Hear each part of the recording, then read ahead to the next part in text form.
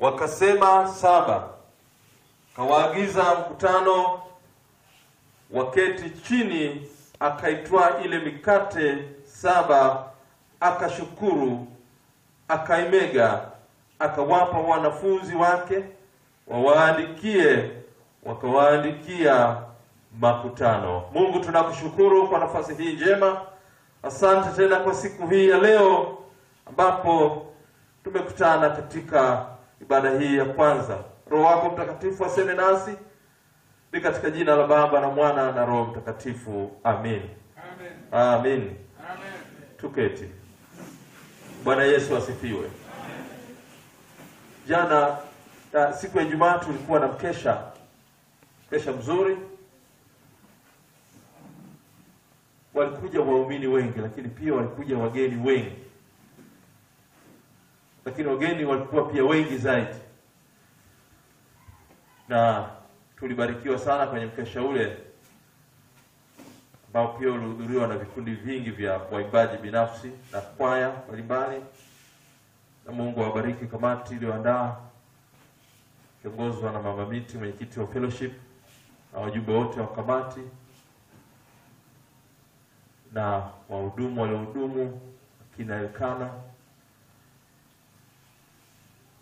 wainjilisti wangu, wote kwa ujumla wao ambao jana juzi tulishiriki vizuri kesha ule. Basi Mungu awabariki sana. Bwana asifiwe. Bwana Yesu asifiwe. Wazo letu kuu siku hii ya leo ni moyo wa ibada. Mungu anatukumbusha juu ya moyo wa ibada. Na moyo wa ibada ndiko kumpenda Mungu. Wiki iliyopita tuliona kumpenda Mungu kuliko mambo yote. Na wazo linakuwa connected na moyo wa ibada. Unampenda Mungu kuliko vyote na unakuwa na moyo wa kupenda ibada. Ibada maana yake ni kuabudu. Kumwabudu Mungu. Kuhudhuria ibada. Lakini moyo unaopenda ibada. Usiosukumwa, usiohamasishwa, unaojisukuma wenyewe. Ambapo ukikosa ibada unaona kwamba umekosa kitu cha thamani katika maisha yako. Pengine unaweza kukosa hata usingizi, maana moyo unapenda ibada. Siku moja niliwaambia kwa habari ya moyo ukipenda, hata kitu ambacho kinauhangaisha mwili wako, lakini moyo ukipenda ni lazima utafanya kwa sababu moyo unapenda. Niliwaambia habari ya mtu mmoja ambaye alienda kula chakula, akapenda chakula chenye pilipili nyingi. Kinywa kinakataa lakini moyo unapenda. Anakula tu. Mapua yanakataa lakini moyo unapenda. Macho anaanza kutoa machozi lakini moyo unapenda. Analazimika kuendelea kula kwa sababu moyo wake unapenda. Moyo wa ibada, moyo unaopenda ibada. Na hata mawazo ya wanadamu yanaanzia moyoni. Moyo ukitaka ni lazima utatekeleza. Moyo ukitaka ni lazima mguu utatembea, utaenda kutekeleza, maana moyo unataka. Mikono itafanya kazi, maana moyo unataka. Moyo wa ibada ni moyo wa kupenda ibada. Tumuombe Mungu Roho Mtakatifu atujalie moyo huyo. Huo moyo wa kupenda ibada, na moyo wa ibada ni moyo unaompenda Mungu mwenyewe. Na leo katika Injili tunaona Kristo anatukumbusha habari muhimu katika maisha ya Mkristo. Injili ya Marko Mtakatifu sura ile ya 7 sura ile ya 8, na umesoma vizuri kuanzia mstari ule wa kwanza hadi wa 10. Na Yesu anasema akaona katika siku ile kwa vile alivyokuwa mkuu tena ule mkutano, nao wamekosa kitu cha kula, akawaita wanafunzi wake akawaambia, na wahurumia mkutano kwa sababu yapata siku ya 3 wamekaa nami wala hawana kitu cha kula, nami nikiwaaga waende zao, nyumbani kwao hali wamefunga, watazimia njiani, na baadhi yao wametoka mbali. Yesu anawaambia wanafunzi wake, sasa ni siku ya 3 tumekuwa na watu hawa, wamechoka, wana njaa, na ninawahurumia, na nikiwaaga waondoke zao, watu hawa watakufa njiani, watu hawa wataangamia njiani. Lakini akawauliza swali wanafunzi wake, mna chakula? Mnacho kitu cha kuwapatia watu hawa? Wanafunzi wake wakasema hatuna. Na injili hii ni injili pacha. Marko kaandika, Yohana kaandika, Luka kaandika, na kila injili zote 4 wameandika habari hii, na kila mmoja ameripoti kwa staili yake. Mimi kaandika akasema, wakamjibu kwamba hatuna kitu. Hatuna kitu. Na Yesu akawaambia, wapeni ninyi kula. Wakasema hatuna kitu.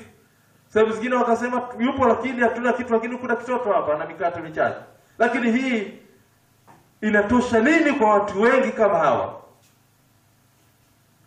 Na ndipo Yesu hawa akamwambia, tunao mikate 7, akasema leteni hiyo. Tunao mikate 7, akamwambia leteni hiyo. Na wao wakitazama wingi wa watu na wana mikate 7, wanajua hii haiwezi kuwashibisha au kuweza kuwatosha watu hawa waliohudhuria mkutano huu. Lakini Yesu anawaambia, leteni hiyo mikate mlionayo. Bwana Yesu asifiwe. Bwana asifiwe.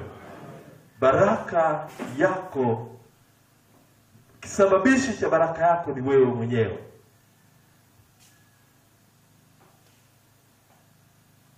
Kama unahitaji Mungu akubariki katika hali yote ile, lazima kiwepo kisababishi cha baraka.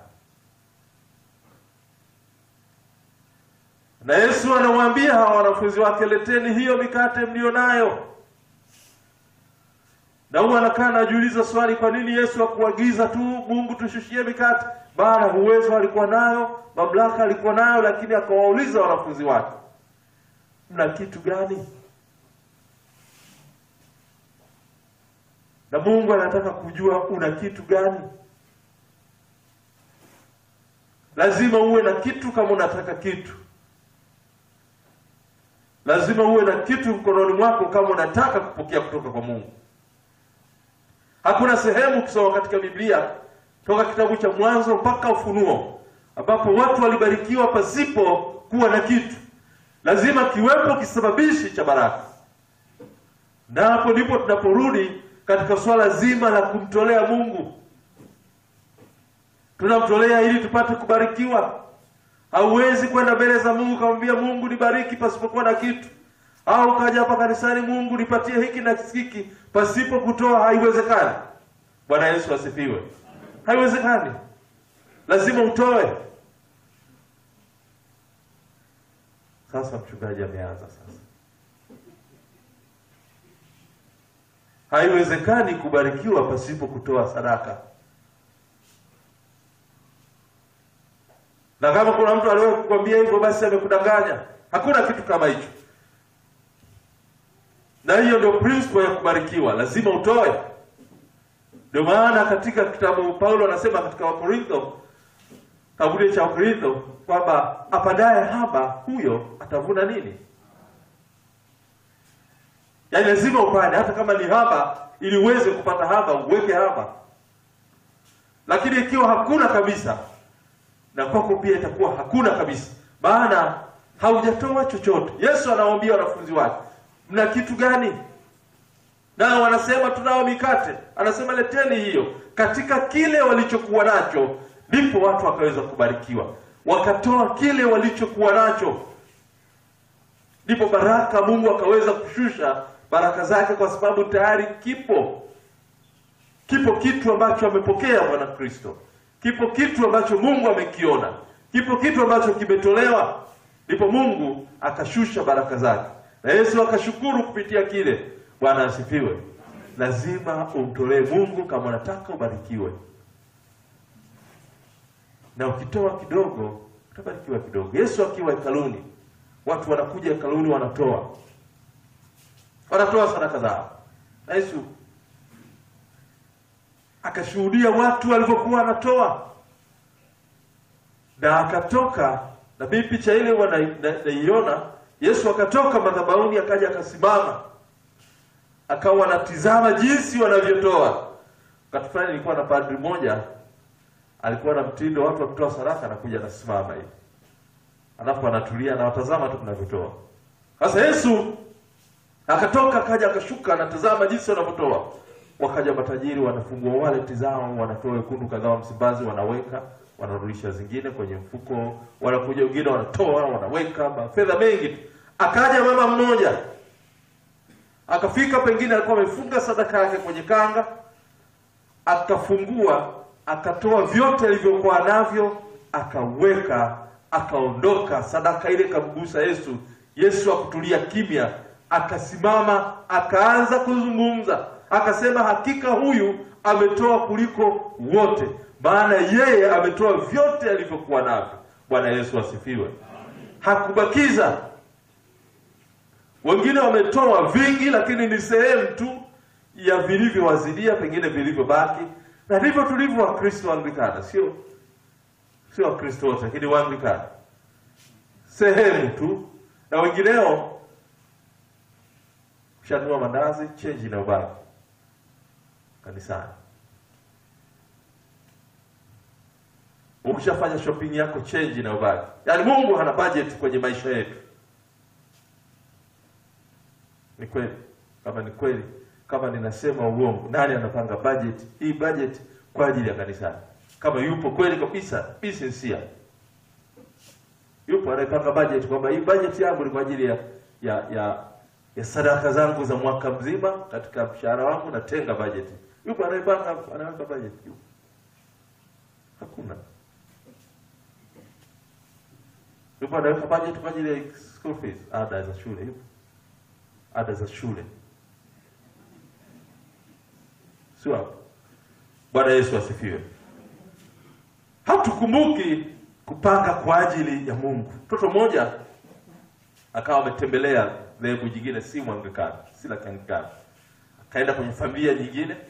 Alipofika, baba yule asubuhi akaanza kutoa sadaka kwa watoto wake.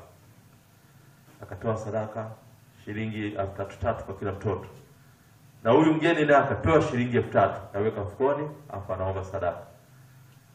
Anambia sadaka ndio nilikupatia? Hapana, na naomba sadaka. Umenipa fedha, mimi naomba sadaka.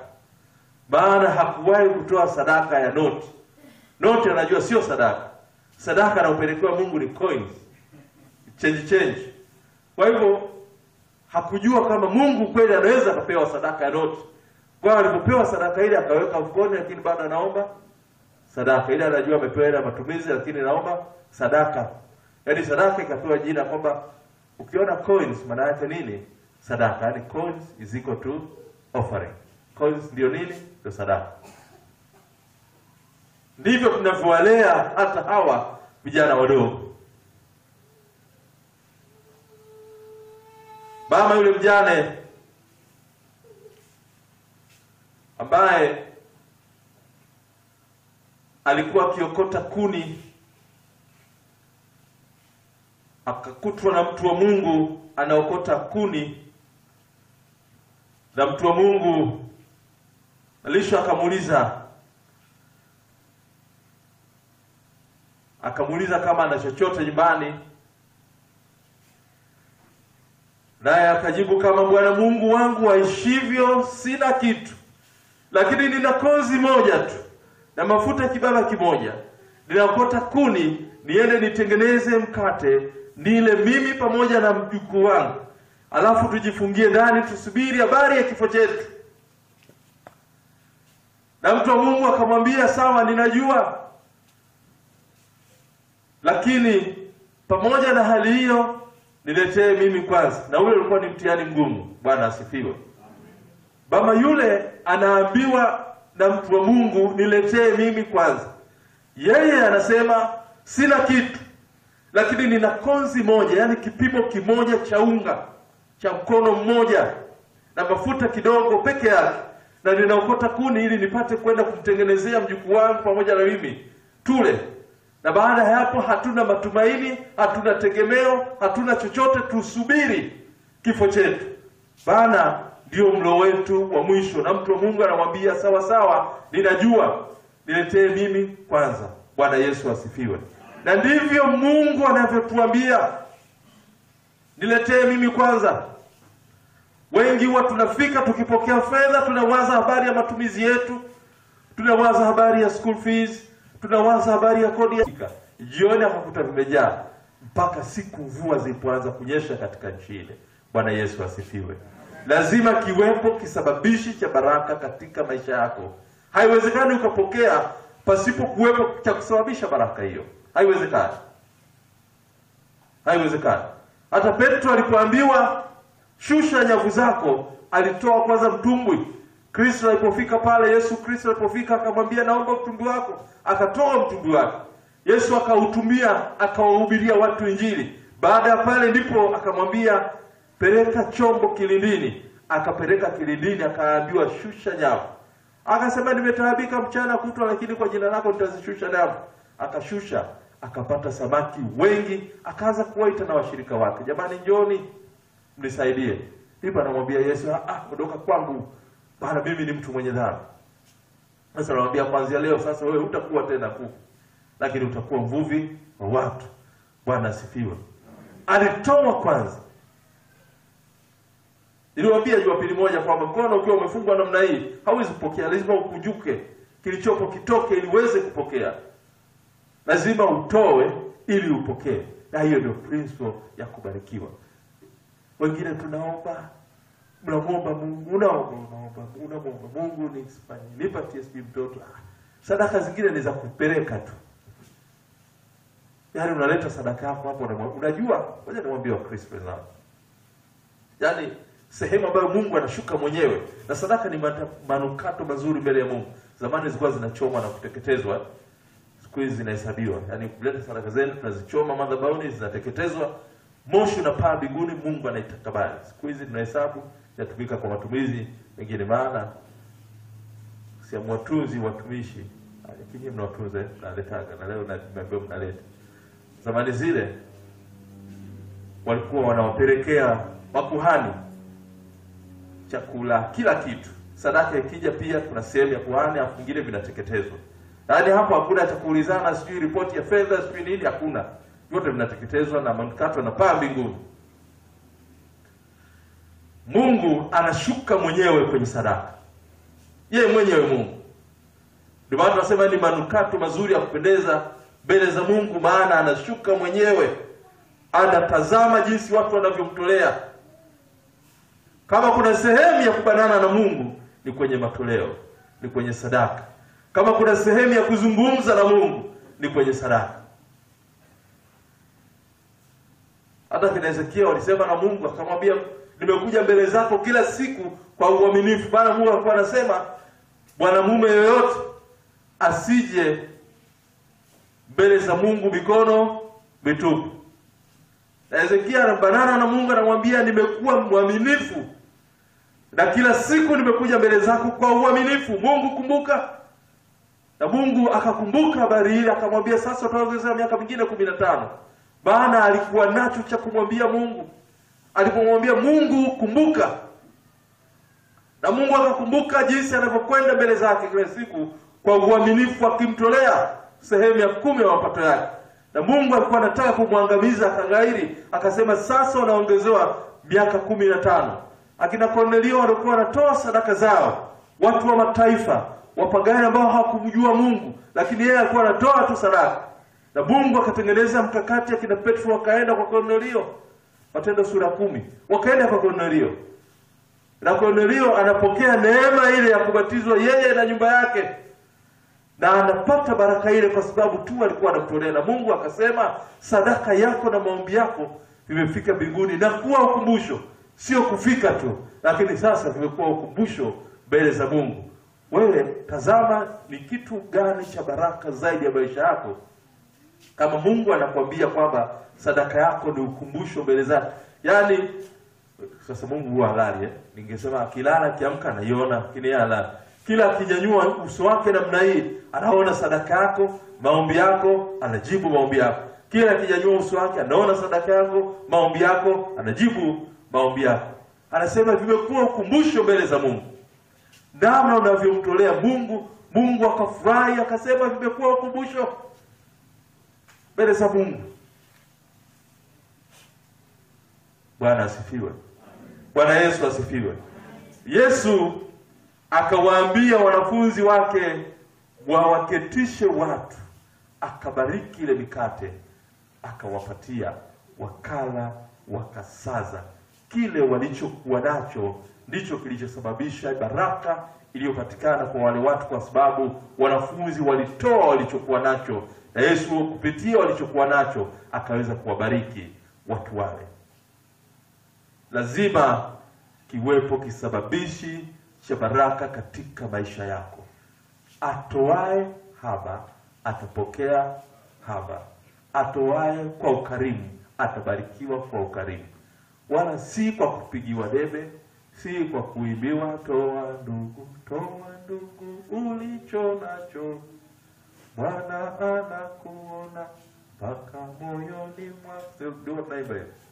Yaani mpaka usikie huyu ananiona mpaka moyoni mwangu. Mwingine akasema wala si moyoni, mpaka mfukoni mwako. Akasema huyu Mungu, mapapadi Mungu anatazama mioyo tu, lakini si kwenye mifuko. Mungu anaona mpaka kwenye mifuko yako, mpaka kwenye mabenki yako, mpaka akaunti zako. Na ndio maana yule mama akaambiwa ametoa zaidi kuliko wote, maana wale wengine walitoa sehemu tu ya vilivyoazidia, lakini yule mama alitoa vyote.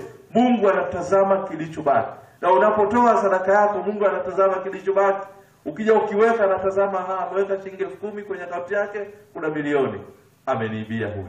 Umetoa shilingi 100,000 anatazama kwenye akaunti yake na milioni 10 huyu. Umeweka shilingi 1,000 kwenye akaunti yako, kuna sifuri. Huyu ametoa zaidi kuliko wale wote walionitolea. Bwana Yesu asifiwe. Mungu anatazama kilichobaki. Unapotoa umebakisha nini? Unapotoa mbele za Mungu umebakisha nini? Umetoa sehemu iliyokuzidia? Umetoa change zilizobaki? Na Mungu anasema hazina yako ilipo ndipo utakapokuwepo na nini? Hazina zetu tunaziweka wapi? Hazina yako ulipo ndipo itakapokuwepo na moyo wako.